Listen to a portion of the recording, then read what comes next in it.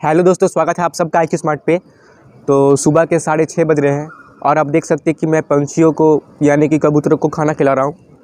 तो ये रोटी के टुकड़े खा रहे हैं, ये खा के चले जाएंगे।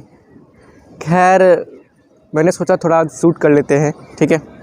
और वैसे भी मेरे मन में अभी अभी कुछ विचार चल रहे थे, तो मैंने सोचा क्यों ना इस विचार को आप लोगों के साथ साझा किया जाए। तो चलिए मैं साझा करता हूँ कि मैं क्या कहना चाह रहा हूँ। खैर इस कबूतर को देखिए, हमारा ये फ़र्ज़ बनता है, हमारा एक कर्तव्य है कि हम इन पंछी को भी खाना खिलाएं। देख रहे हैं इतने सारे आते हैं। मतलब क्या होता है ना कि मैं जब रोटी या चावल लेके आता हूँ, मैं जब लेके आया और बस यहीं पे खड़ा रहूँगा तो ये अपने आप आ जाएंगे। मतलब इन्होंने मुझे पहचान लिया है, ये अपने आप आ जाते हैं खाने के लिए। अब इनकी जो खाना वो पूरी हो गई है, अभी उड़ जाएंगे, चले जाएंगे। देखिए जाओ जाओ जाओ, सब चले गए, जाओ। खैर आइए हम उस विचार पे आते हैं जिसके बारे में मैं आपसे बात करने वाला था।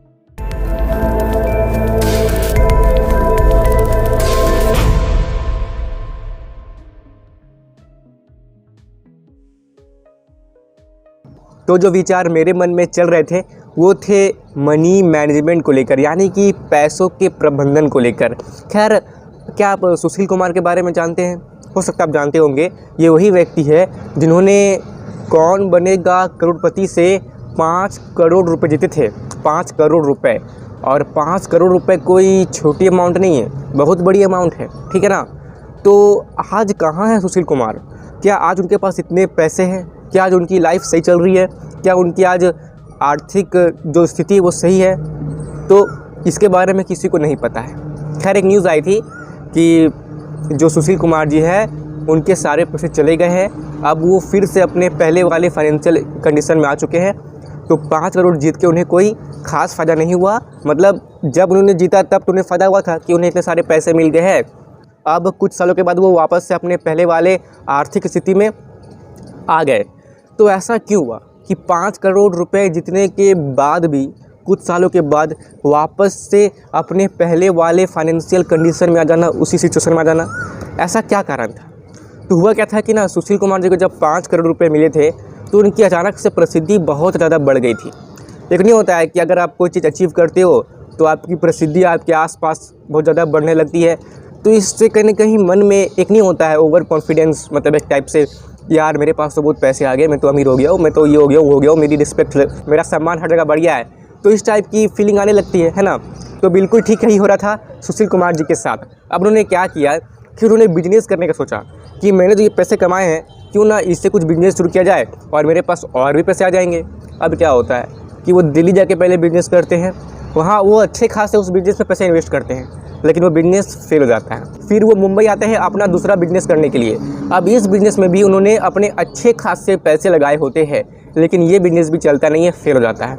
अब दो बिजनेसेस फेल होने के बाद मतलब उनके बहुत सारे पैसे चले जाते हैं, जिससे कि क्या होता है ना कि वो हल्का सा डिप्रेशन में चले जाते हैं। सुशील कुमार जी हल्का सा उनका मन, वो पूरे हताश हो जाते हैं, और हताश होने के बाद वो बहुत ज़्यादा अल्कोहल कंज्यूम करने लगते हैं और दिन भर कुछ नहीं कर रहे होते हैं।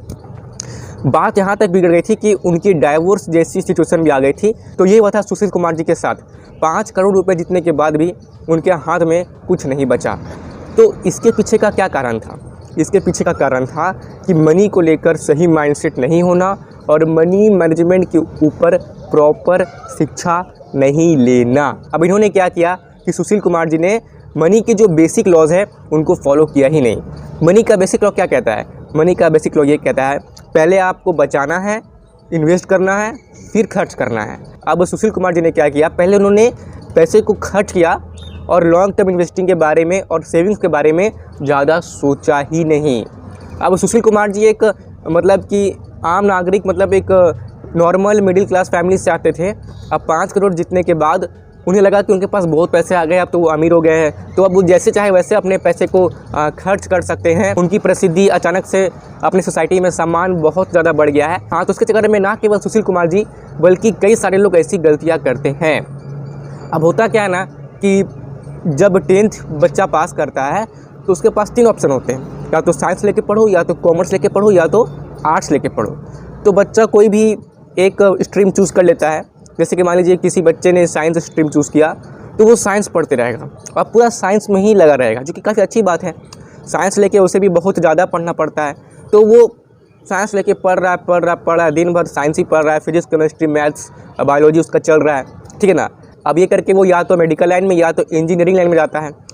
तो इसके बीच क्या होता है कि केवल साइंस पढ़ते रहने से जो आउटर नॉलेज है, यानी कि जो मनी की जो बेसिक लॉज है, जो मनी मैनेजमेंट की नॉलेज है और जो इन्वेस्टमेंट की नॉलेज है, ये कहीं ना कहीं हम नहीं ले पाते हैं। अगर किसी ने आर्ट्स लिया है तो उन्हें भी नहीं मिल पाता है। मतलब कि हम एक पर्टिकुलर स्ट्रीम को हमने चूज़ कर लिया है, अब केवल उसी को पढ़ते रहो। अब इसके अलावा जो आउटर नॉलेज है, जो हमें लेनी चाहिए अपनी ज़िंदगी को जीने के लिए अच्छे से, जो हमें ज़रूरत है जिस चीज़ की, हम उसे लेना भूल जाते हैं, मिस कर देते हैं, या हमें उस नॉलेज का तब तक एहसास नहीं होता है जब तक वैसी कंडीशन हमारे साथ नहीं आती है। अब देखिए कि 10 तक लगभग सारे सब्जेक्ट्स पढ़ा दिए जाते हैं। आपको फिजिक्स भी पढ़ना है, केमिस्ट्री भी पढ़ना है, मैथ्स भी पढ़ना है, बायोलॉजी भी पढ़ना है, सोशल स्टडीज़ भी पढ़ना है, हिंदी भी पढ़ना है, इंग्लिश भी पढ़ना है, ठीक है ना। अब 10th के बाद आपको एक पर्टिकुलर स्ट्रीम चुनने का मौका मिलता है कि आपको अगर मैथ्स नहीं चाहिए तो आप आर्ट्स ले लो, यहाँ आपको मैथ्स नहीं मिलेगा, ठीक है। लेकिन मैं ऐसा मानता हूँ कि जो मनी के जो बेसिक लॉज है, जो मनी के जो बेसिक मैनेजमेंट लॉज है, जो इन्वेस्टमेंट नॉलेज है, ये हम लोगों को स्कूल में ही छोटे समय से ही, मतलब कि कम उम्र से ही सिखाना चाहिए, ताकि जब हम बड़े होकर जब हम पैसे कमाएं तो उसे हम सही से मैनेज कर पाए। वरना आजकल आप देखेंगे कि अधिकतर लोगों की सुशील कुमार जैसे ही हालत हो रही है सबकी, ठीक है ना। मतलब अगर मान लीजिए कि किसी ने अच्छे से पढ़ाई लिखाई किया, अच्छे नंबर लाए किसी ने, और उसकी कहीं पे अच्छी रेप्यूटेड, मतलब कि सेफ़ एंड सिक्योर जॉब लग गई, तो उसकी जो प्रसिद्धि है होने लगेगी अपने आसपास के मोहल्ले में, उसके परिवार में, ठीक है ना। लोग उनके बारे में ज़्यादा बात करेंगे, उस व्यक्ति का मान सम्मान बढ़ जाएगा। अब वो व्यक्ति अच्छा कमा भी रहा है, मान लीजिए कि अच्छी इनकम है उस व्यक्ति की, ठीक है ना, तो इससे उस व्यक्ति को लगेगा कि अब मैं सफल हो गया हूँ, अच्छा कमा भी रहा हूँ और मेरे पास अच्छी जॉब भी है और सब उसकी तारीफ़ भी कर रहे हैं। तो इस चीज़ में वो व्यक्ति को लगेगा कि मैं सक्सेसफुल हो गया हूँ। लेकिन वो एक चीज़ में अभी भी अनसक्सेसफुल है, और वो है पैसे की सही मैनेजमेंट। उसने अभी तक इन्वेस्टमेंट करना स्टार्ट नहीं किया और पैसों को सही ढंग से मैनेज करना स्टार्ट नहीं किया। अब जैसे ही प्रसिद्धि बढ़ती है तो क्या होता है कि अब ज़्यादा खर्चे होने लगते हैं, और वो भी बिना सोचे समझे प्रॉपर्ली पैसों को मैनेज किए। मुझे नया घड़ी लेना है, मुझे नया जूता लेना है, मुझे नया कार लेना है, तो नई बाइक लेनी है, ठीक है ना। अब अच्छे अच्छे नए नए कपड़े लेना है, अब थोड़ा ठाट बाट ज़्यादा दिखाना है। ये सब गलत नहीं है। लग्जरीज खरीदना और उसको एंजॉय करना गलत नहीं है, लेकिन ये तब गलत नहीं है जब आप अच्छे से पैसों को मैनेज करके लग्जरीज़ का उपयोग करें, यानी कि विलासिता का उपयोग करें। लेकिन यह प्रॉब्लम क्या होता है कि मनी मैनेजमेंट और इन्वेस्टमेंट की नॉलेज पे उतना हमारी सोसाइटी में अभी भी ध्यान नहीं दिया जाता है। केवल आप अच्छे पैसे कमा रहे हो, सिर्फ़ और सिर्फ इसी बात पे ज़्यादा जोर दिया जाता है, जिसके कारण केवल अच्छे कमाने मात्र से ही लोगों को ये लगने लगता है कि वो सफल हो गए हैं, और वो प्रॉपर मनी मैनेजमेंट में फेल हो जाते हैं, इन्वेस्टमेंट के फील्ड में वो फेल हो जाते हैं। और इसका एहसास उन्हें तब होता है जब उनकी उम्र 40 के ऊपर जा चुकी होती है, जब उनके बच्चे बड़े हो जाते हैं, जब उनकी उम्र 50 के ऊपर जा चुकी होती है। और जब ऐसे लोग इन्वेस्टमेंट करने के बारे में सोचते भी हैं ना, तो वो या तो एफडी करवाएंगे, या तो आरडी कराएंगे, या तो सेविंग्स अकाउंट में ही पैसे रखेंगे जहाँ पे 2-3% के आसपास ही रिटर्न्स मिलता है, या इससे आगे बढ़ते हैं तो एक पीपीएफ ऑप्शन होता है, गोल्ड ऑप्शन होता है। तो बस वो यहीं तक जाते हैं और इससे आगे नहीं बढ़ते हैं। इससे आगे फिर आपका आता है जहाँ आपको अच्छे रिटर्न्स मिल सकते हैं, आपकी म्यूचुअल फंड्स हो गई, स्टॉक मार्केट हो गया। तो यहाँ पर वो निवेश नहीं करते, क्योंकि उन्हें उनके बारे में, क्योंकि वहाँ पे रिस्क होता है और उनकी नॉलेज उन्हें नहीं होती है। अगर वो म्यूचुअल फंड में, स्टॉक मार्केट में निवेश करते भी हैं तो उन्हें लॉन्ग टर्म में फ़ायदा नहीं, उल्टा लॉस हो जाता है, उनका पैसा डूब जाता है। और उन्हें ऐसा लगता है अरे यार स्टॉक मार्केट तो काफ़ी रिस्की है, यहाँ तो पैसा इन्वेस्ट करना नहीं चाहिए, ये तो सट्टा बाजार है, यहाँ लोगों का पैसा डूब जाता है। अब ऐसा केवल इसलिए हुआ क्योंकि उस व्यक्ति ने स्टॉक मार्केट के बारे में या म्यूचुअल फंड के बारे में सही से नॉलेज नहीं ली थी। अगर सही से नॉलेज लेकर, अगर सही से सीख कर उस व्यक्ति ने स्टॉक मार्केट में चाहे म्यूचुअल फंड में अच्छे खासे अमाउंट को निवेश किया होता है, अच्छा से सीख कर, रिसर्च एंड एनालिसिस करके, प्रॉपर एजुकेशन के साथ, प्रॉपर माइंडसेट के साथ अगर उस व्यक्ति ने इन्वेस्ट किया होता स्टॉक मार्केट में चाहे म्यूचुअल फंड में, तो लॉन्ग टर्म में उससे अच्छे फ़ायदे होते हैं कई लोगों को अच्छे फ़ायदे, लेकिन इसके लिए सीखना पड़ता है। अब वही चीज़ हम नहीं सीख पाते हैं, ठीक है ना। लोगों की बड़ाई सुन के, जब प्रसिद्धि बढ़ जाती है, ये सुन के ही मतलब हमें लगता है कि हम सक्सेसफुल हो गए हैं। लेकिन आप वास्तव में सक्सेसफुल तब होंगे जब आप अच्छी कमाई के साथ अच्छे से अपने पैसे को मैनेज भी करना सीखेंगे। और ये अभी फ़िलहाल स्कूलों में नहीं सिखाया जाता है अच्छे से, ठीक है ना। तो उसका मतलब ये नहीं है कि जो स्कूल की पढ़ाई है केवल वहीं तक की पढ़ाई सीमित है, नहीं, केवल स्कूल तक की पढ़ाई सीमित नहीं है। ऐसी बहुत सारी चीज़ें हैं जो आप स्कूल में नहीं सीख पाते हैं और आपको ये घर में सीखना पड़ेगा अपने से, खुद से किताबें पढ़ के आपको सीखनी पड़ेंगी, बहुत सारी वीडियोस आपको देखनी पड़ेगी, ठीक है ना।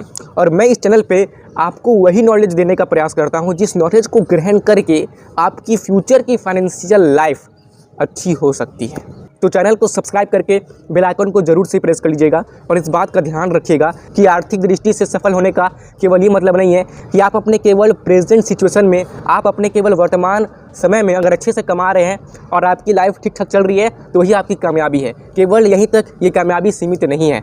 अगर आप अपने भविष्य को भी मतलब कामयाब बना रहे हैं, आप ये देख के चल रहे हैं कि मैं भविष्य में भी आर्थिक दृष्टि से उतना संघर्ष नहीं करूँगा, आर्थिक दृष्टि से मैं भविष्य में भी सेफ हूँ, सुरक्षित हूँ, सफल हूँ, तभी आप अच्छी वाली ज़िंदगी जी रहे हैं, तभी आप वास्तव में आर्थिक दृष्टि से सफल बन रहे हैं। तो इस बात को ध्यान में रखिएगा। ऐसे बहुत से लोग हैं जहाँ पे प्रॉपर मनी मैनेजमेंट के ना होने का कारण, अच्छे खास से पढ़े लिखे होने के बावजूद, अच्छी कमाई के बावजूद ऐसे लोग आर्थिक दृष्टि से संघर्ष करते रहते हैं, उनके पास पैसे की कमी होते रहती है। तो आपके साथ ऐसा ना हो इसलिए मैं आपको बार बार बोल रहा हूँ कि चैनल को सब्सक्राइब करके बेल आइकन को जरूर से प्रेस कर दीजिएगा। खैर, मेरे मन में जो विचार आ रहा था मैंने आपके सामने प्रकट कर दिया है। अगर आप चाहें तो अपनी राय, अपना ओपिनियन आप कमेंट बॉक्स में मेरे साथ शेयर कर सकते हैं, मैं ज़रूर से ही आपको रिप्लाई देने का प्रयास करूँगा। खैर, सुबह का समय है, पंछियों की चहचहाने की आवाज़ जब कान में जाती है तो सही में बहुत अच्छा लगता है। तो मिलते हैं फिर किसी अगले वीडियो में। यहाँ तक आप रुके रहे, आपने मेरी मन की बातों को सुना, मुझे काफ़ी अच्छा लगा। तो मिलते हैं आपसे अगले वीडियो पे। तो चलिए मैं यहाँ विराम देता हूँ।